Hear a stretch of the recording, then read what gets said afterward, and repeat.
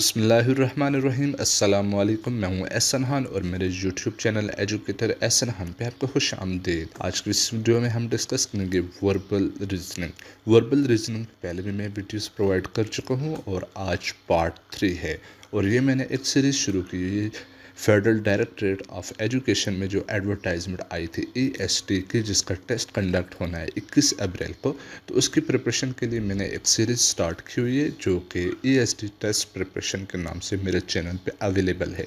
अगर आपने इस सीरीज़ की बाकी वीडियोस नहीं देखी हुई तो मैंने वीडियो के डिस्क्रिप्शन में उस प्लेलिस्ट का लिंक प्रोवाइड किया हुआ है, आप उस पर जाके वो साबका वीडियोस देख सकते हैं। तो शुरू करते हैं आज की इस वीडियो का। हमारा पहला क्वेश्चन है the hotel management head the rooms. तो यहाँ पे आपने इस सेंटेंस को ऑब्जर्व करना है कि ये पास्ट में बात हो रही है, यानी कि यहाँ पे हेड इस्तेमाल हुआ है, तो यहाँ पे हम थर्ड फॉर्म यूज़ करेंगे रिफर्बिश्ड।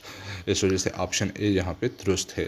फिर उसके बाद नेक्स्ट क्वेश्चन पे आते हैं। Irfan is confident to succeed, A इसकी दुरुस्त ऑप्शन है। और फिर उसके बाद बात करते हैं while many people enjoy observing rituals and custom not dash their culture their dash participating in them. तो आपने यहाँ पे सेंटेंस को हूबहू ट्रांसलेट नहीं करना, बल्कि आपने इसके मीनिंग को भी अंडरस्टैंड करना है और कॉन्टेक्स्ट वाइज इसको देखना है। तो इस तरह अगर हम इसको ऑब्जर्व करते हैं तो यहाँ पे ऑप्शन बी दुरुस्त नज़र आती है। लिहाजा मैंने यहाँ पे वाइड स्प्रेड टू पहली ब्लैंक में और वाइड दूसरी ब्लैंक में, यानी कि बी ऑप्शन को दुरुस्त कंसिडर किया है। फिर उसके बाद अगले क्वेश्चन पे आते the dish addressed enjoy the reciter. तो यहाँ पे ऑप्शन बी दुरुस्त है, गिगलर। और फिर उसके बाद आते the greater the demand dash the price. तो यहाँ पे द ग्रेटर द डिमांड, तो यहाँ पे इसी के अकॉर्डिंग यहाँ पे दोबारा से वही फॉर्म यूज़ होगी, यानी कि ग्रेटर। तीन फॉर्म्स होती है, यानी कि ग्रेट, ग्रेटर एंड ग्रेटेस्ट। तो यहाँ पे सेकंड फॉर्म इस्तेमाल हुई है, तो इसी वजह से हम यहाँ पे भी सेकंड फॉर्म इस्तेमाल करेंगे। इस वजह से मैं यहाँ पे ऑप्शन ए को दुरुस्त कंसिडर करता हूँ। और फिर उसके बाद बात करते हैं unlike gold paper money has no dash value, it is merely a representation of wealth.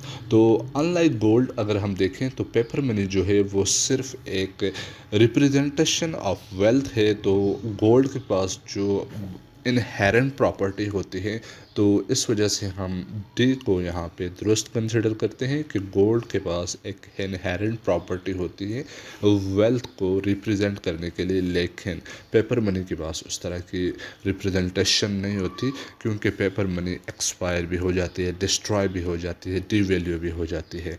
और फिर उसके बाद आते हैं select the letter pair date Batch express a relationship similar to the date expressed in the original pair in the capital। तो यहाँ पे एक पेयर ऑफ वर्ड दिया हुआ है, जिसमें सबसे पहले है पास्टर, जिसका मतलब होता है पादरी, और यहाँ पे कांग्रीगेशन, जिसका मतलब होता है जमात। तो इसके अकॉर्डिंग अगर हम देखें ऑप्शन ए को, जिसमें शेफर्ड यानी कि चरावाहा और फिर उसका फ्लॉक, तो इन दोनों का आपस में जो रिलेशन बनता है वो ऑलमोस्ट सिमिलर बनता है, और हमने यहाँ पे सिमिलर रिलेशनशिप को ही फाइंड करना है। तो इस वजह से हमने इस पेयर को देखा और फिर हमारे पास जो गिवन ऑप्शंस थी तो उनको आपस में हमने कंपेयर किया, तो जो मोस्ट सूटेबल होती है उसको हमने कंसिडर करना होता है एज ए दुरुस्त ऑप्शन। और फिर उसके बाद नेक्स्ट क्वेश्चन पे अगर आए तो वेजिटेटेड, और फिर उसके बाद उसके कंपैरेटिवली जो हमें दिया हुआ है वर्ड तो एक्टिव, और इसके अकॉर्डिंग अगर हम देखें तो प्रोड्यूस यानी कि पैदावार और ट्रिवियल मामूली। तो इस वजह से मैंने यहाँ पे इनके दरमियान मुनासबत फाइंड की है, और हो सकता है आपको ये दुरुस्त लगे या ना लगे, तो आप इसको रिव्यू करके अपने अकॉर्डिंग दुरुस्त ऑप्शन को कंसिडर कर सकते हैं, अगर कोई और ऑप्शन आपको दुरुस्त फील होती है तो। और फिर उसके बाद अगले क्वेश्चन पे आए तो यहाँ पे दिया हुआ है प्रोपोनेंट और फिर उसकी है थ्योरी। तो प्रोपोनेंट और थ्योरी अगर हम देखें तो इसके साथ जो बनता है लायर और रूल, तो इन इनको अगर हम ट्रांसलेट करें उर्दू में भी तो तब भी हमें यही फील होता है कि प्रोपोनेंट और थ्योरी को अगर हम देखें तो लायर एंड रूल के दरमियान एक मुनासबत हमें मिलती है। और फिर उसके बाद अगला है स्पीशीज़ एंड ऑर्गेनिज्म। तो स्पेशलिटी एंड फिजिशियन इसके साथ मुनासबत रखता है, लिहाजा सिमिलर रिलेशनशिप की बुनियाद पे हमने ए को कंसिडर किया एज ए दुरुस्त ऑप्शन। और फिर उसके बाद ट्रैप एंड गेम, इसमें अगर हम देखें तो नेट एंड फिश। तो नेट को एज ए ट्रैप इस्तेमाल किया जाता है फ़िश को पकड़ने के लिए। और फिर इसके बाद हम टाइल्ड और रूफ़ की बात करें तो रूफ़ के ऊपर टाइल हम लगाते हैं और इसी तरह हम बुक को स्पाइन करते हैं, यानी कि उनकी बाइंडिंग करते हैं। और फिर उसके बाद डिविंडल और साइज़। तो डिविंडल और साइज़ को अगर हम देखें तो इसमें डिसिपेट स्ट्रेंथ।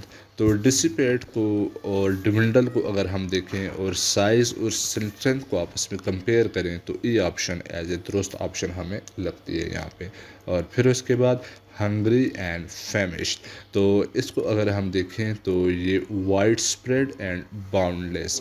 वाइड स्प्रेड और बाउंडलेस भी दो सिनोनिम्स हैं सिमिलरली एज हंग्री एंड फेमिश्ड। और फिर उसके बाद आते हैं साइनॉप्सिस एंड कंडेंस्ड। तो इसको अगर हम देखें तो प्लेजरिज्म एंड पायरेटेड, यहाँ पे हमें दुरुस्त ऑप्शन फील होती है। और फिर उसके बाद अगले क्वेश्चन पे चलते हैं, डिस्चार्ज एंड सोल्जर। तो डिस्चार्ज एंड सोल्जर को अगर देखें तो यहाँ पे ट्रांसपोर्टेड मेंबर दुरुस्त ऑप्शन हमें लगती है। और फिर उसके बाद हम देखें तो कट लेसरेशन। तो कट और लेसरेशन को अगर हम देखें तो ब्लेड एंड पार्टिंग, के जब कट लगता है तो जख्म पैदा होता है और ब्लेड से हम पार्टिंग करते हैं, तो ये भी एक सिमिलर सिनेरियो यहाँ पे क्रिएट होता है। और फिर उसके बाद अपोस्टेट एंड फेथ। अपोस्टेट जो होता है वो कहते हैं कि मुर्तद किस्म का एक जो शख्स होता है उसके लिए ये लफ्ज़ इस्तेमाल होता है। और फेथ ईमान की अलामत है, ईमान को कहते हैं। तो इसके अकॉर्डिंग अगर हम देखें तो डिफेक्टर एंड एलिगेंस, ये दो इसके अकॉर्डिंग सिमिलर रिलेशनशिप हमें यहाँ पे मिलता है, तो ऑप्शन सी को दुरुस्त कंसिडर करते हैं। और फिर उसके बाद है ब्लेम एंड सेकेपोगेट। तो इसके लिए जो हमें दुरुस्त ऑप्शन मिलती है वो कन्विक्ट एंड पनिशमेंट। और फिर उसके बाद यहाँ पे अपोजिट मीनिंग हमने फाइंड आउट करने हैं। पहले हमने जो सिमिलर रिलेशनशिप फाइंड आउट करने थे और यहाँ पे हम अपोजिट मीनिंग फाइंड आउट करते हैं। तो यहाँ पे इमेजिनरी, तो इसका जो अपोजिट बनता है वो रियल। और फिर उसके बाद डैमेज, और डैमेज का जो अपोजिट वर्ड बनता है वो है गार्ड। और फिर उसके बाद विर्चू और डिसेप्शन, इसका अपोजिट मीनिंग वाला लफ्ज़ है।